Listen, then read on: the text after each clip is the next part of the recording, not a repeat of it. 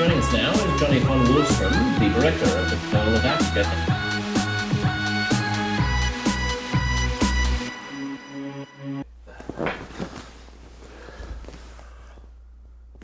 What's up?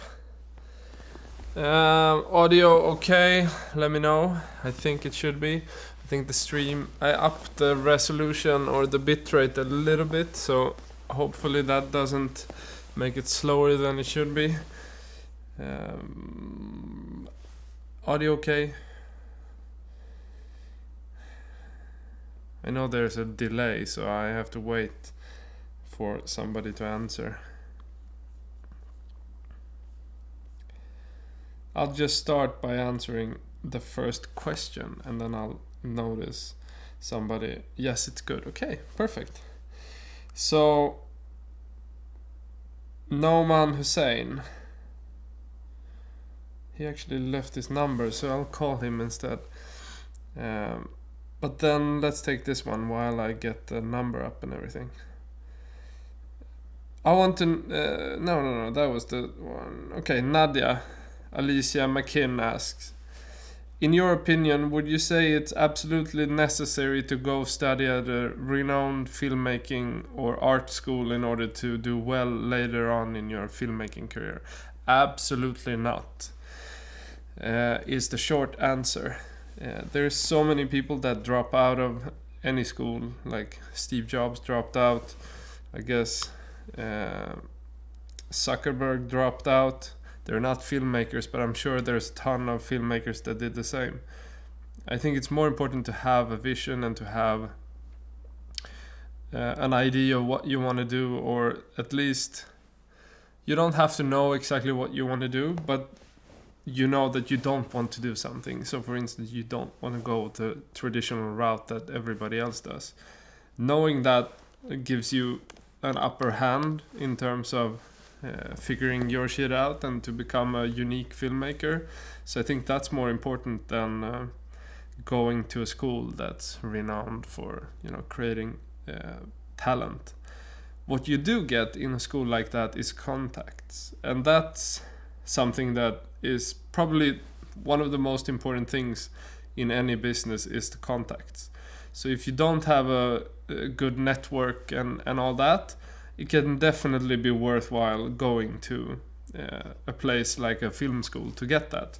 But you could also get that by, collaborating with people or to assist people, or building a network it's something that everybody has to do. If you go out of film school without connections, then you're probably, not gained enough from going to film school.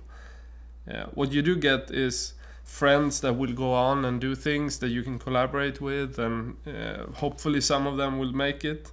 When I went to film school, I don't think anybody actually made it, and I was probably, when I went to photography school, I was probably one of the most lazy people, according to my teacher, because I was more focused on doing what I wanted to do, and I wasn't so focused on doing the assignments. I just, went out and did whatever. And I think that's a mentality that you have to have if you want to make it, because it's not, it doesn't come down to following a script or following what people say to get to a successful filmmaking career. It's much more about deciding on a vision and sticking to that and not giving up before it happens, because you're gonna have tons of chances to leave film or to do something else or to jump from project to project and never finish anything, and that's the most important thing. And going to school versus not going to school, it's also based upon you. Like, if you don't go to school, it's based on you knowing or having a passion that's big enough that you will do it anyways. Otherwise, I guess you're not gonna make it either way. If you don't have the passion and the will to be successful, you're not gonna be successful. And I think that's the important factor, whatever you do. If you choose film school or you don't choose film school, if you have the passion and the vision to do something, you're gonna do it either way. It's not gonna matter what people say or who says no, or I mean what connections you have. You're still gonna find a way. So I think that's the most important thing to get figured out somehow. Okay, so let me try to get Skype up.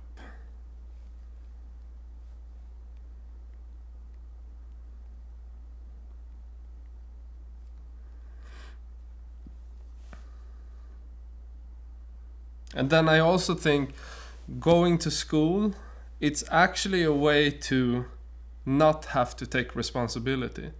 And I think making it is all about responsibility. So even if it can seem lazy to not want to go to school and study, I mean, your parents can say so. That's actually the responsible thing to do, is not to go to school because you have a vision that you want to stick to. Of course you can fail, but anybody can fail even going to school. So I'm not a big fan of schools. That has to do with them creating this false feeling of I mean, you feel like you have if you just get into this program, they promise you all shit that will make your successful career come to fruition. And it isn't like that. It's never like that. So it's much more important that you know that going into a school that they're not gonna make or break your career. It's gonna come down to you. And I think that false pretense is what I hate about universities, schools, whatever it is them lying to you and saying that if you just take this course, you're fine. It's still gonna come down to you doing things. Yep.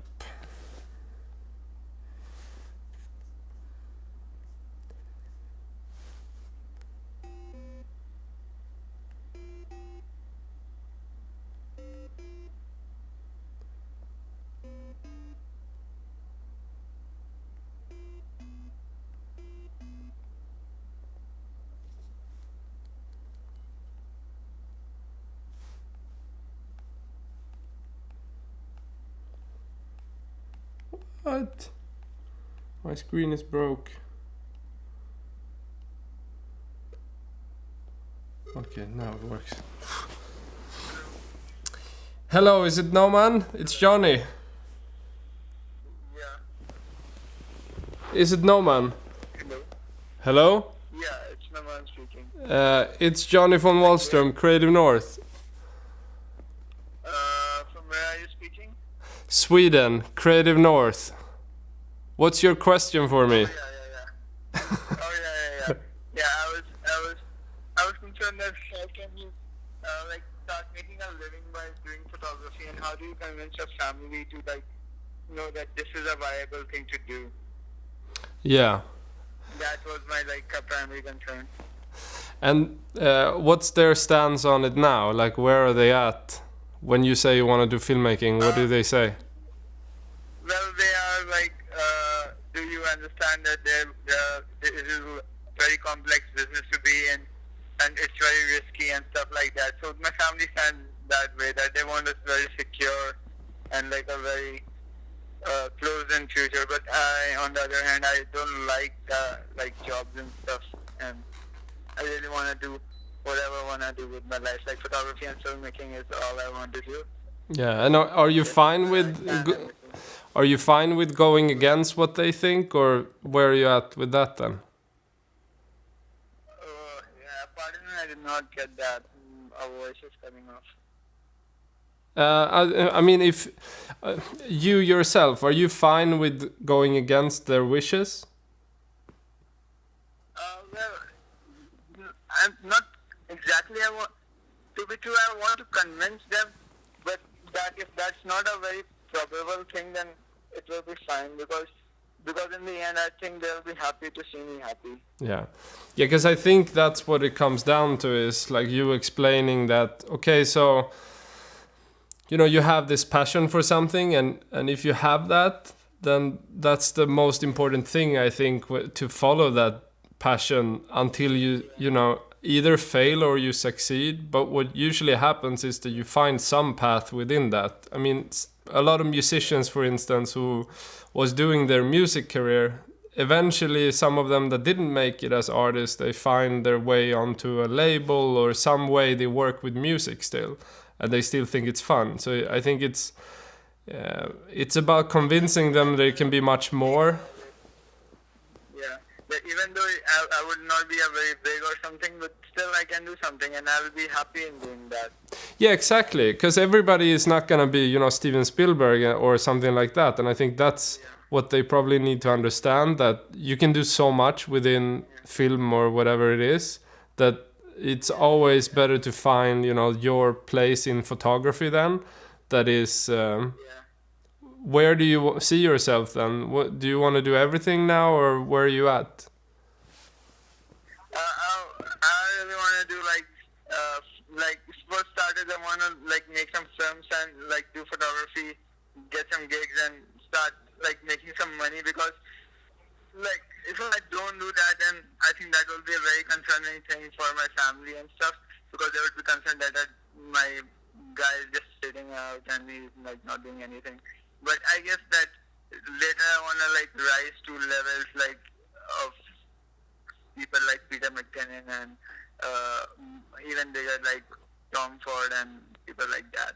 Yeah, but I think then if you have that ambition to be, you know, international and all those things, I think, you know, you can always start locally to survive when it comes down to, for instance, producing photography for clients or whatever you choose. I mean, there's so many ways to go about photography. I'm sure a lot of photographers got started in, for instance, weddings, and then they continued to advertising, or they, you know, went into editorial, got assignments from magazines and that sort of thing.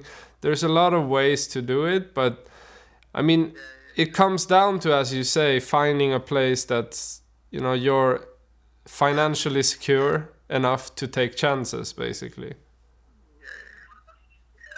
Yeah. Okay, so. Yeah, but thanks then. No,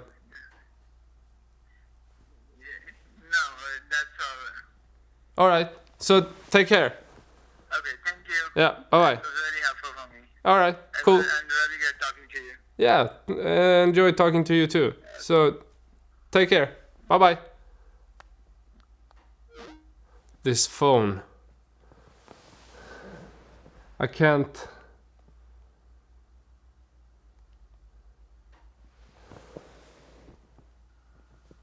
I don't know if you can see that. I can't push the buttons. Annoying. Okay, so I mean, in terms of making it as a photographer, I worked as a still photographer before I went into filmmaking, and I know that the biggest obstacles that are out there is often getting represented, or to, if you want to elevate to that bigger level, it's the same with photography and film when you do advertising or that sort of thing.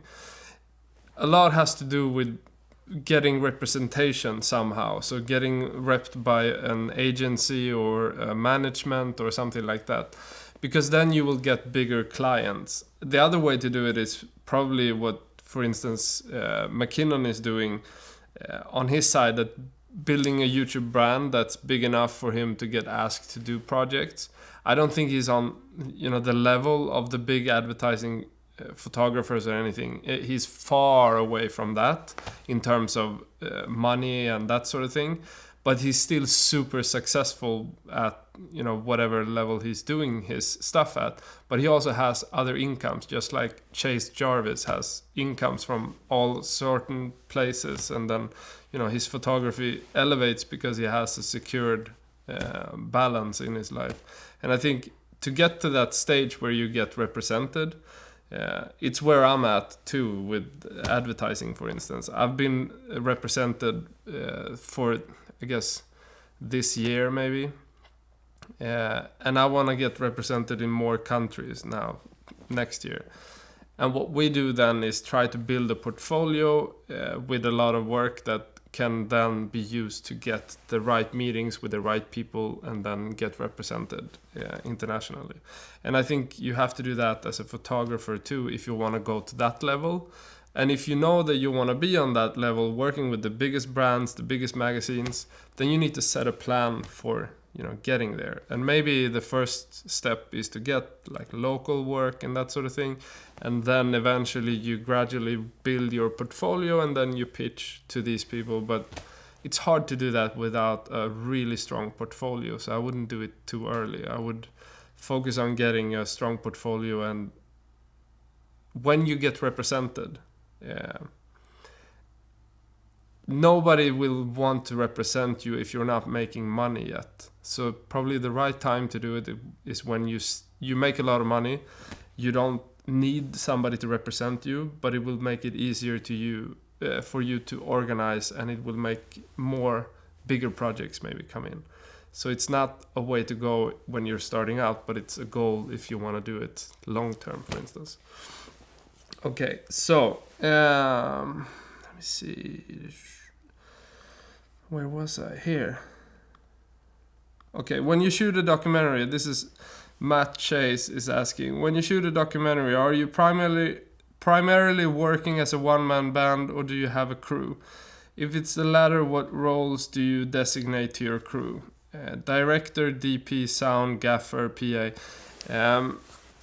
Usually it can vary a lot depending on budgets, but usually the biggest, the most important roles is a producer that's usually doing a lot of different things. It's an overarching role in our projects.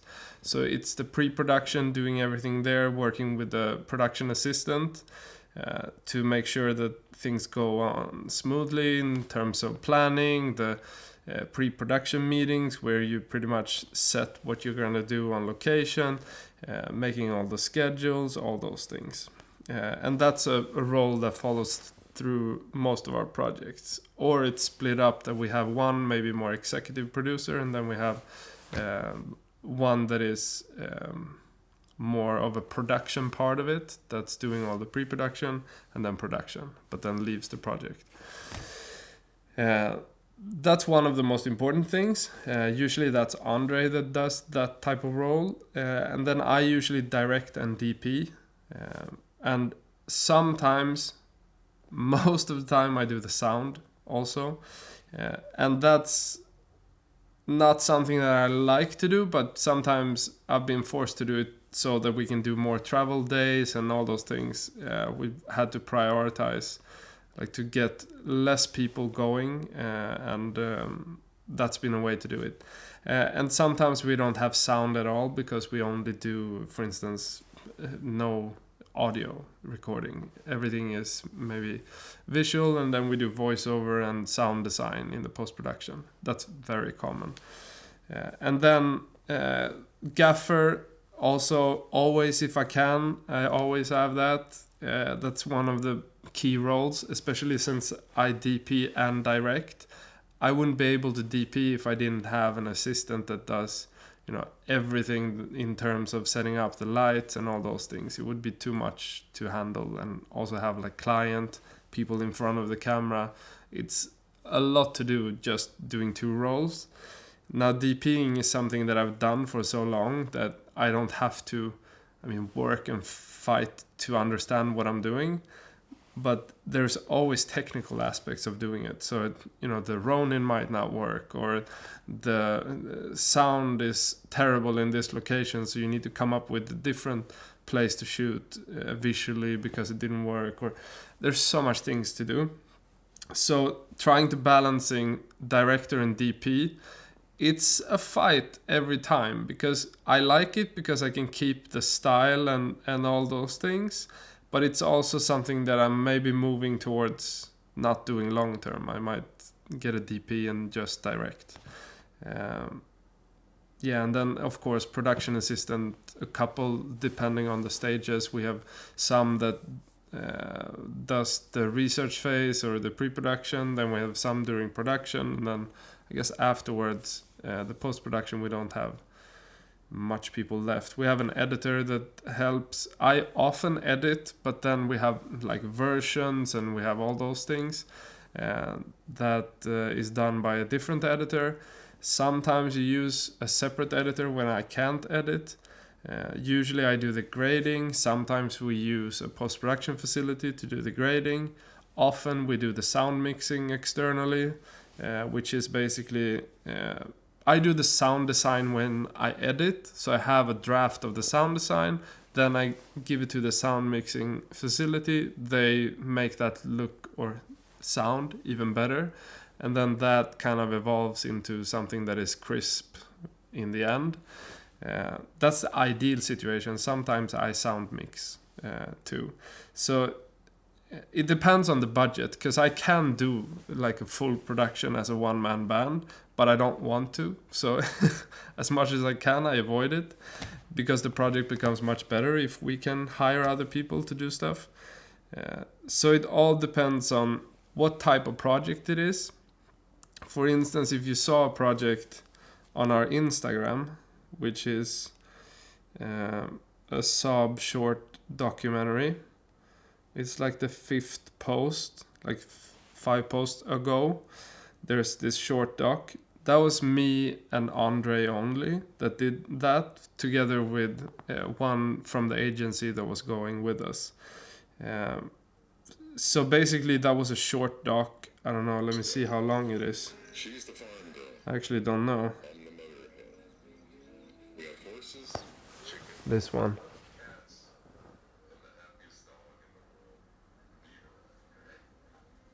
in the world. Anyway, go check it out. That's been just like 2 people working creatively on it from our part, and then the agency. The important thing to make that work on so few people is like planning and everything, because before that, this is on location, only 2 people. Before that, there is a casting person that does a lot of work that is different from us. I mean, Andre does the pre-production phase of it. I do the whole creative pitch and treatment phase of it, which is basically structuring everything. So all these shots that are in that video is pretty much storyboarded, and everything is pretty close to what we planned beforehand.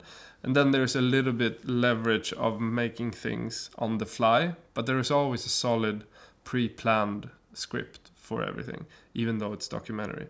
And that's because it's necessarily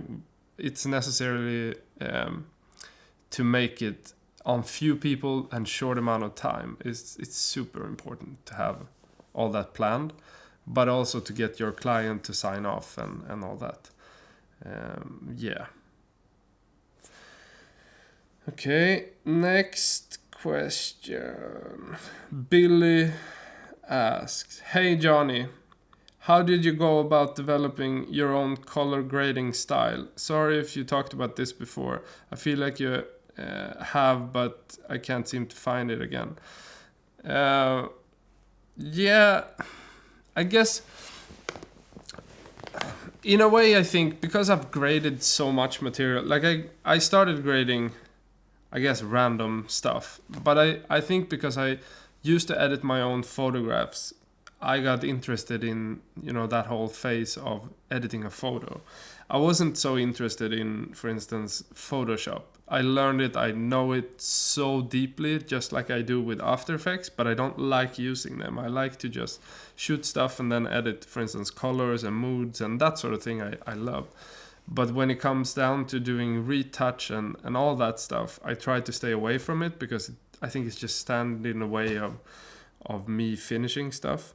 And I think in general it also affects, for instance, the realness of stuff. It's just like an overproduced music thing.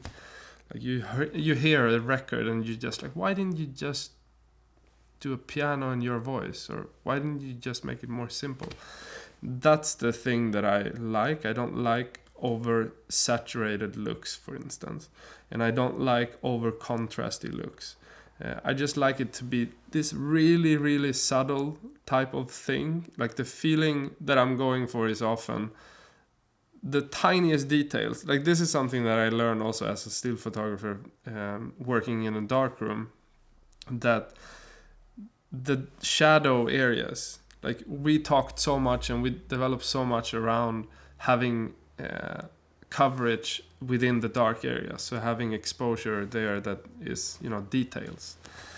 And that's basically what I'm after, is getting a controlled image with from highlight to shadows being controlled, and these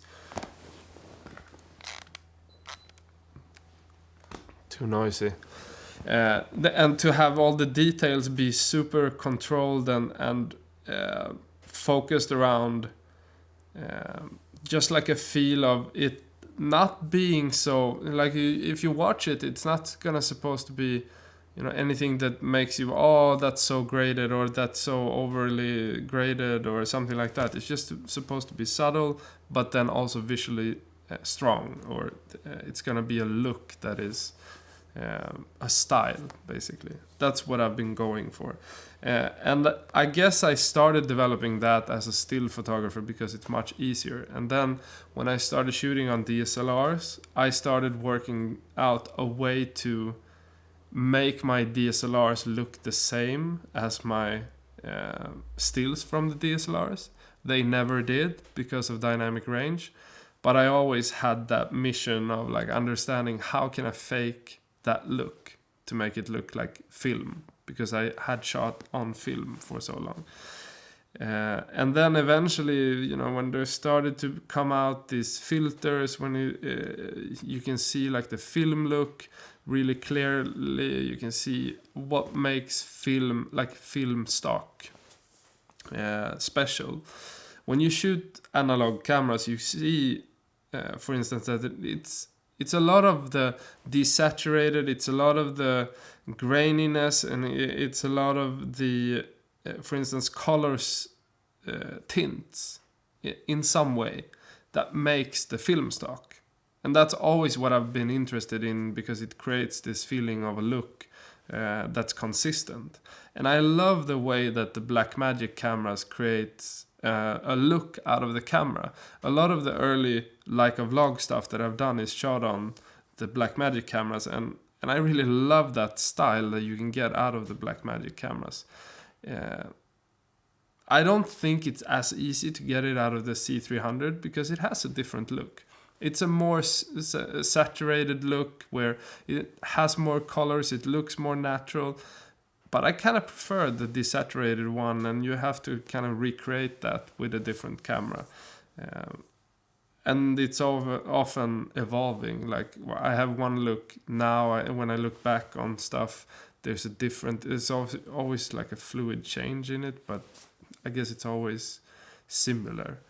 I don't know if that answers the question, but I guess that's the whole like mental process of coming to conclusion of what I like. But it's also looking at references of like what styles do you like. I like that matte black, and I don't like the highlights to be too bright. I think that comes down to me grading for a television in my mind, because it has too much contrast. So I try to make it less contrast to compensate for all the idiots that has too much contrast on their TVs, or that has too much contrast on their displays, or whatever it is. And there are a lot of those. So if you look on a display that's, you know, more matte in terms of the contrast, you're probably gonna get an overly matte look from my stuff. But I try to find a middle ground, because I don't want it to look like shit just because somebody dialed the contrast up to maximum. Or the saturation, for instance. And I think about all those things also practically, like where it's going to be displayed, and then that kind of goes into what I choose, what look I choose, because I want it to be as consistent as it can. Style-wise, I just like the way it looks. Like it's, I like the darker, more moody type of stuff, especially lighting. I like the moods to be darker than, you know, in general.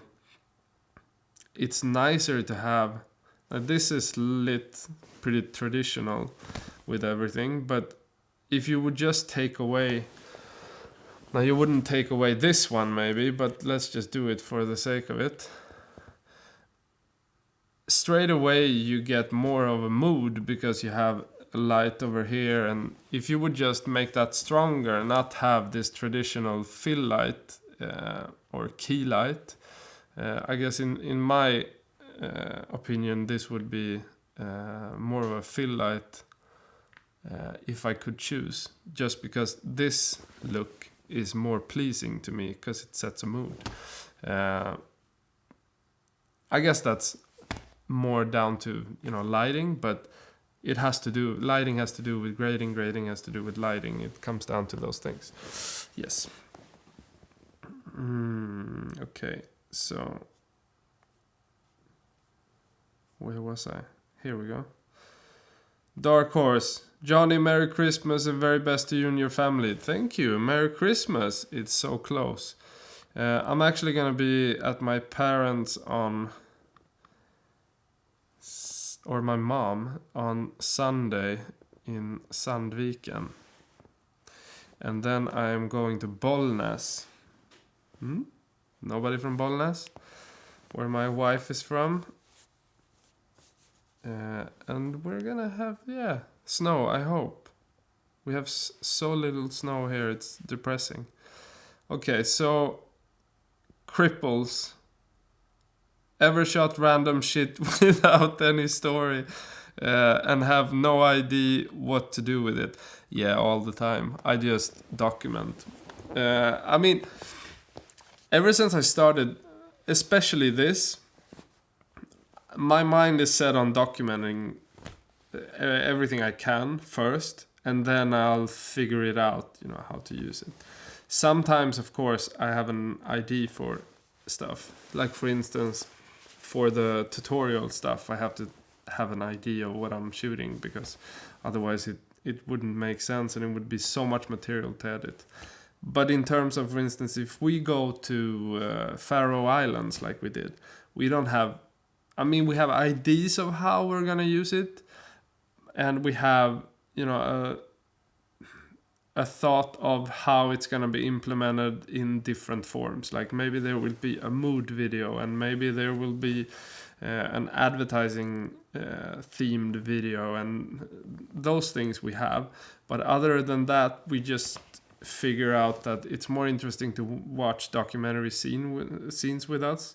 That material hasn't really come out like that yet. I think there's some in a mood film, something like that, but we always shoot it like it's gonna be, documentary going with us on a mission or going with us to a location or something like that.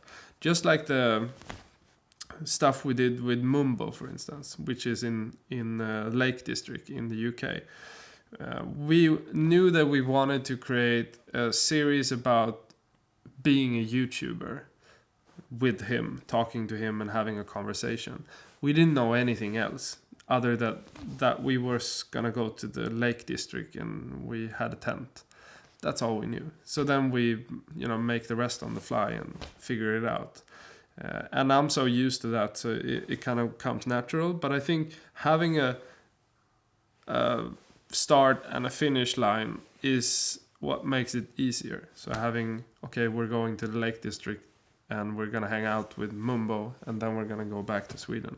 If you have that, you can have a story if you do interesting shit, I guess. But we also had YouTube as a theme, so we think of stuff like that. Then we recorded a conversation together, talking about, for instance, the being a YouTuber aspect of it. And then that was used to edit everything. So the stuff that we do, we don't plan to do much around. It's natural. If I go there and I meet a YouTuber and we talk about YouTube, that's natural. So it wasn't like it was a big hurdle to get that conversation going. But then we sat down in a controlled environment when we were eating and just, did a proper conversation interview thing that made up the series as like a talking structure. And then a follow-up question to that. Cripples ask, what about youth now wanting to already be professional at a young age instead of learning first? I only see that as a positive thing if you have some self-awareness. I mean, most people don't have self-awareness at that age, and most people, they dream maybe too big of what they can accomplish, but some do accomplish it. Look at like Justin Bieber or other people that make it at really young ages. So it is possible. But for most, it's not going to be possible. So they're going to find out either way that it's much harder than we thought it would be. And that will filter out a lot of people that, think they want to do stuff straight away. But I know that most people that are YouTubers aren't making money. Most people don't know how to make money. That's something that they will have to figure out if they're going to move away from their moms. So I guess that's what it's going to come down to in the end. Do you want to stay with your mom for the rest of your life, or do you want to figure out what you're going to do? I think that's important to think about. Even if, you go out and you do all on intuition, that's what I've done my whole life. So I've done so much stuff that is stupid just because of it, but it's also made my path into what it is today, and less traditional than most of the people that go to film school in a traditional way, I think, because they won't think of things in a different way because they are kind of educated to think in a certain way. I think especially if you look at the advertising industry, for instance, the way they work is super traditional, and they won't go away from that, even if most of the people are under 25 are on YouTube and do things in a certain way. That doesn't mean that the advertising world will move that direction straight away. They will sooner or later, but it can take like 10 to 15 years because they have so much routine on doing things in a certain way, and it's probably not going to come until a lot of the decision makers gets younger, or a lot of the stuff is so undeniable. For instance, people dying off, all the young people making not looking at TV, for instance. That makes it kind of obvious that they have to change. But I think those things have much more effect on like what will happen than you think. And people that are young has to understand that if you want to be professional, you have to understand how the professional world works. So even if it's nice to just go out and do stuff, you still have to figure out how you're going to make money, and you still have to figure out how the older and more experienced professionals do it to be able to get money somehow.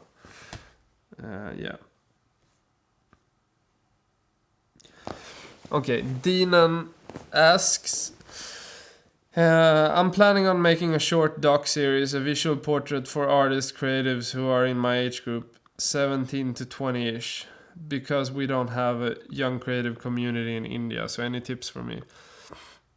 I think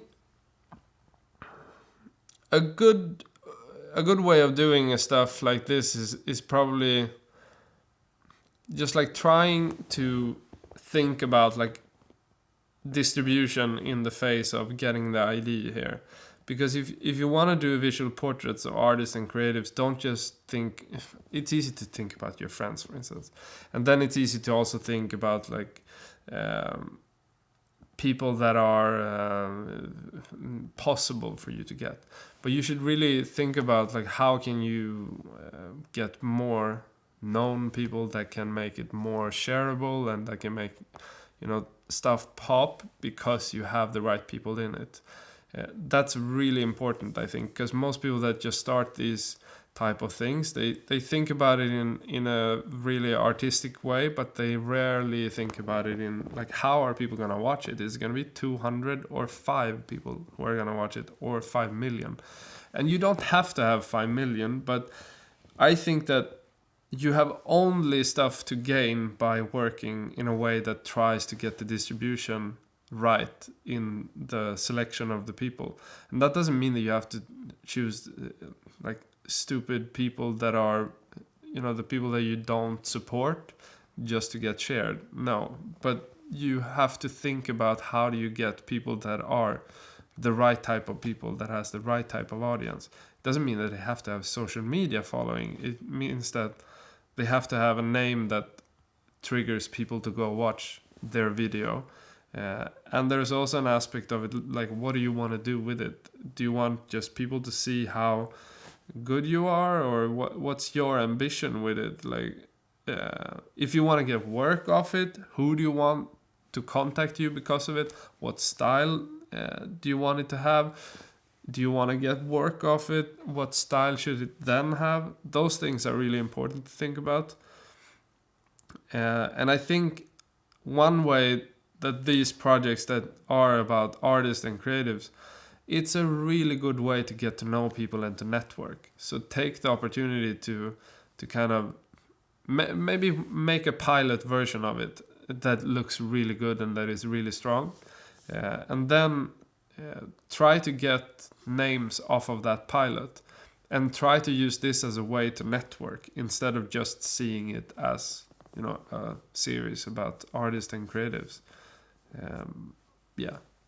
And look at Make, which is a good doc about artists and creatives. Okay. Austin Newman, just dropping in. Love the recent videos. Thank you. Dust Productions. I can help you shoot BTS, Jonny. If you haven't already, I know that I've gotten emails that I haven't answered yet. As I said, I'm ridiculous at emailing. But I will get to them eventually. And if you haven't, Dust Productions, send email or DM, whatever, so that we can know where you're at and maybe what you want to do. So, Assault asks, really want to know, how did you actually get into filmmaking? Like random stuff? This is a funny thing. I lived in Jersey when I was, how old was I? 13, I think. And then I came back to Sweden. And I was, you know, obviously I spoke English pretty okay at that stage. So I got back to Sweden. I could speak Swedish because I'm Swedish, and I could speak English because I'd lived there.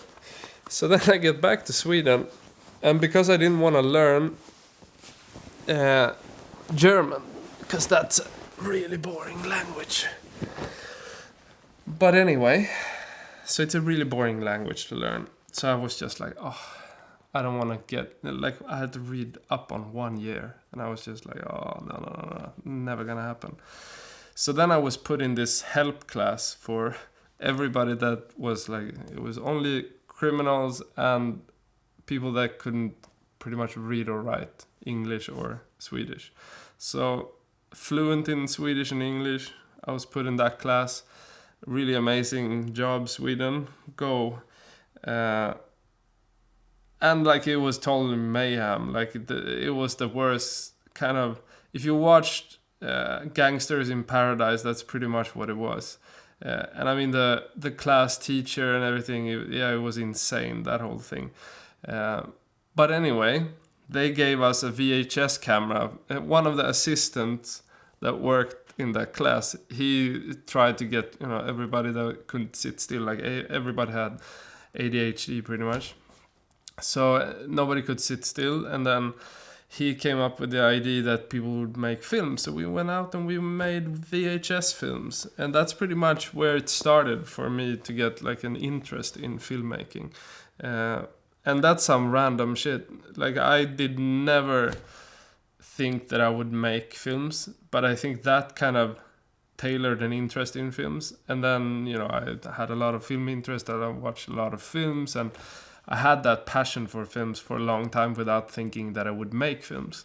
And then I studied a post-production program, which I thought was a graphic design program, when I applied for it, I wanted to do web design. But then I got in, and then apparently it was a lot of 3D modeling, and it was a lot of post-production, like After Effects and like Combustion, and I don't know, anybody remember Combustion? Combustion 2.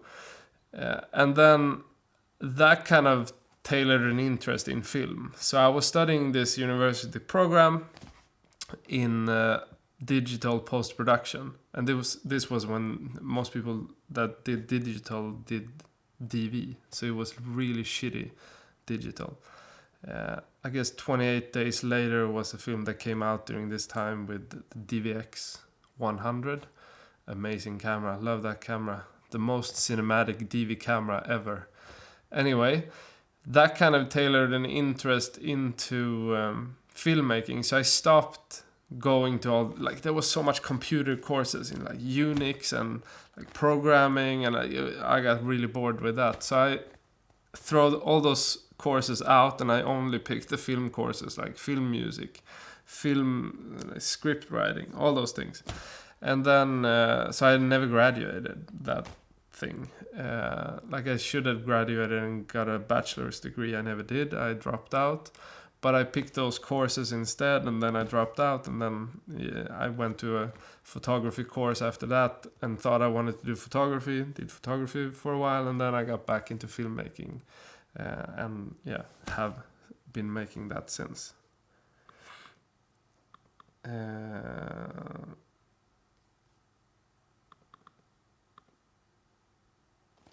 Oops, it jumped. Matt Chase, when shooting a documentary, what are the trade-offs of capturing audio with a boom versus hiding a lapel mic? What do you prefer? I like, if I had a sound guy or woman that was on a boom, I would prefer having both lapel and a boom operator. That would be the ideal situation. But what I've come to as a conclusion now for making my own docs, I rarely have a sound person making my docs. I can have it on advertising stuff, but if we only look at when I make my own films, I usually use lapels on the people, and usually with electrosonics recorders. I don't use wireless because it's so unpredictable. And it's ruined so much of my stuff that I'm not gonna trust it again, ever. There's like a whole microphone from in Pearl of Africa, the whole scene on top of the mountain, the whole freaking microphone with Nelson is useless just because there is noise coming into it all the time. And that's why you should use headphones, because I didn't at that time. Even if I would have had headphones, I wouldn't have been able to solve the issue because there was interference. Because I realized it when I had shot for a while, and I realized that I can't solve this. It's too much. Like, it's the wrong. What's it called? Like the signal system. It's the wrong frequency, so it wouldn't work. So then, that whole experience of not having his lapel has been an issue. So after that, I kind of developed my own way of doing it, and with my new dock, I shoot with two Sennheiser 416 microphones on the camera rig that I can move them like this however I want. So for instance, if you have a two-person shoot, one sitting over here, one sitting over here, and I want to have both of them. Like the mic, if I'm this close, as like we're sitting here by a table or whatever, I'm close enough to get good audio out of the 416 Sennheiser mics. But not if it's pointing in this direction. So I usually use two, and then I kind of point them in whatever direction I need them to be. And then I also have lapel mics on them, because that's always the best if I want to be free as an operator. If I want to go over there and I still want to have crisp audio over here, I need to have the lapels.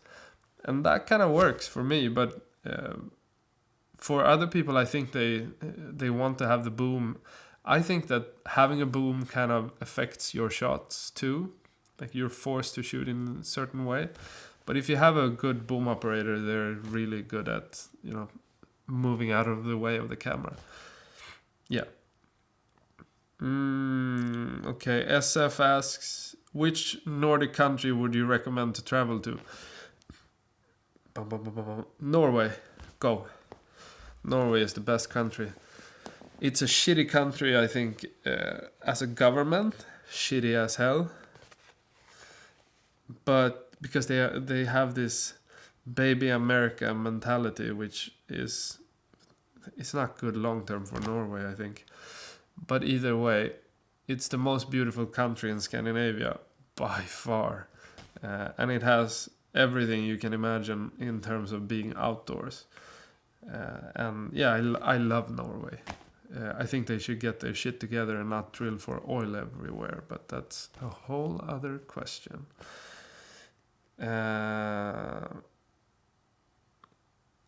Love your live streams, by the way. Yeah. Thank you. They're getting better, I think, technically, because I actually gotta show you this. Now I'm actually dropping one bar, but this is kind of funny. So to get better audio, or to get better bandwidth, I've actually had to put up this antenna over here.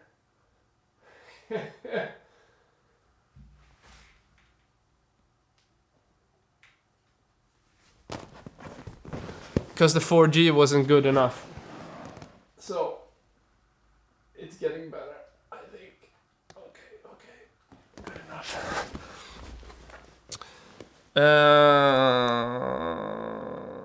Dust Production. Gick på gymnasiet i Bollnäs.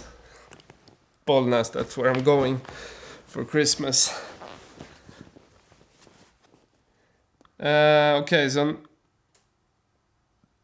Okay, that wasn't the question. Where do we go? Here we go. Dave Explorer. Do you have advice on advertise and get your content out there and to get an audience from 0 subs? On YouTube, I guess. I think the easiest way is to upload frequently. It's kind of shitty in the beginning because it goes so slowly on YouTube. YouTube is not a fun place to be at if you are starting out. It takes so long to get to 1,000, for instance, subs. So the way we did it was to launch with like a web series as a kickoff type of thing. The dumb thing we did was to launch the Pearl of Africa web series on a different channel and then realized that we weren't gonna stick to that channel. So we had to change and build a new channel. But that's a whole other topic. I think that you should figure out where you want to be, but it's better to just start uploading and start building something. If I'd started uploading on this channel when I started using YouTube, which was, when it started, and I've had different channels a long time, going from like project to project, always a new channel for a new project, that's a really stupid way of doing things. You need to pick one and stick to it and build that one. I could have built this channel so much better if I would only have understood that from the beginning. So that's one thing. I think making content that is, I guess, strong for like news agencies or Reddit places to so that it works there to get shareable and to get noticed in those places. Because if you share it to Reddit and it gets upvoted, you can get a lot of views that will turn into subscribers, hopefully. You can also do collabs. I think it's kind of hard to do collabs at that stage. So I guess, what would you do? Like, it's so hard. I think the easy way is just to start uploading and start telling stories. Because getting collabs is going to be really hard before you have a base of some sort. So once you have some people that are following you, it's much easier to get people interested in collabing. But then another way is to use the other social media channels. Facebook, for instance, but YouTube doesn't really like Facebook, so it makes it kind of difficult. But I think you have to pretty much publish it at so many places that you can think of. But primarily it's about making strong content that is unique and trying to figuring that out. But mainly doing that and being consistent, I think, is basically what's going to make it happen. And if you can, of course, like uploading 7 times a week, it's going to be a sure way to succeed if you do it for long enough. Most people quit, and that's the whole issue, that you have to find a balance. Like, how many videos can you upload? If it's once a month, make your content to be once a month impactful then. Or if you can make it like once a week, which is the least I think you should do, then make it to be impactful once a week. But what you see on our channel, that's why we're going up to 5, for instance, a week. With every upload, like when if we upload this today, every day it's gonna go down the subscriber rate, because YouTube promotes your video based on your latest upload. So once it's gone a week, it's pretty much 0 or maybe 10, something like that from that video.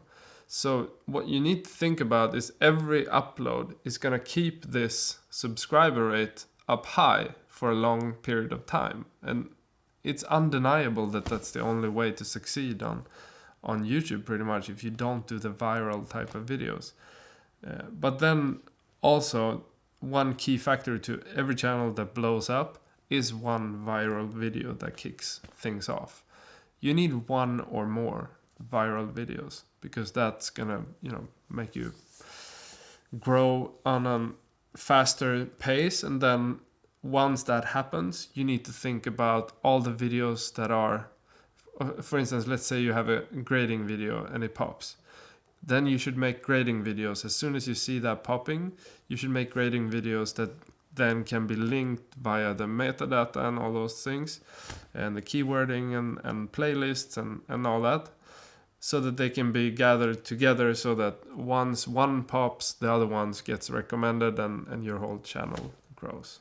That's the easy answer of how to do it. Then in reality, we all know that it's much more to it than that.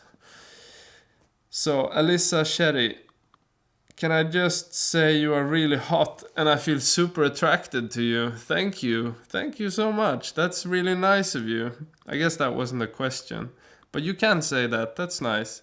Assault, what are your opinions on Ollie Mumbo Vlogs? I think Ollie is amazing talent. I wish he would upload much more on his filmmaking channel, Mumbo Vlogs, because he does so much of his gaming content. I'm not so into gaming anymore. I used to be really into gaming, but then I figured that took too much time away from me making films, so I stopped. But for Christmas, that's what I do. Mario Kart on Christmas Eve. Very important factor in having a successful Christmas. Okay, but then I guess he's gonna do a lot of stuff. He's super talented. I think he will go on to make more short films and that sort of thing in the future. He still has a base. Like, his Mumbo Vlogs channel is really big in comparison to a lot of people, and he just, I don't know if he still does once a week. I think he had like a irregularity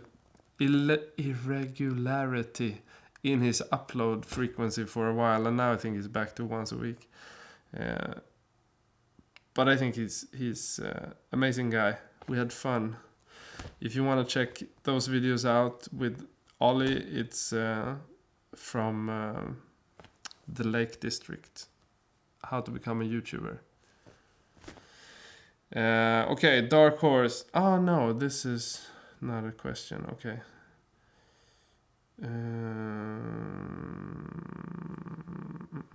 Okay, so SF asks, what's your live stream setup? Just your 720p webcam. No, it's actually the C300 Mark II. And then, I guess you can't see it. No, you can't see it. It's a, what's it called? Teradek. Let me check.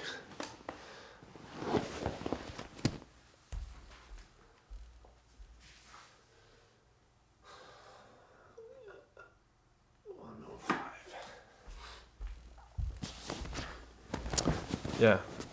C300 Mark II. Sennheiser 416. And then it's a Teradek Cube 105 that does the encoding. So the encoder we usually use for client monitoring when we do ads. Usually we use that one to have a cable that goes to TV type of thing. But then when you own it, you might as well use it for live streaming because it's really expensive and I wouldn't have bought it for live streaming only. But yeah, when you have stuff, you use them, hopefully. Okay, so last question. Cash Skyler, I don't know if that's right. I'm making videos with my phone and nobody can tell me if it's a phone, but I say it's from a phone, and when I can make these kind of videos from my phone, they just refuse to give me money. What do you want money for? I don't get what you're trying to sell. I'm making... I guess maybe stock sites or something like that. Like what it is usually. So for instance, stock sites, TV channels, everybody has a standard, for instance. So phones are never going to be a standard in terms of working professionally.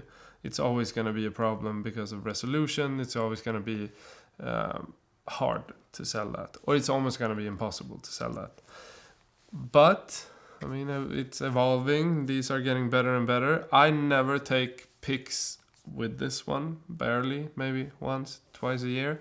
I usually have a separate camera because once I watch the pictures, I see that it's so much better. Like there's a crispness to it that is insane.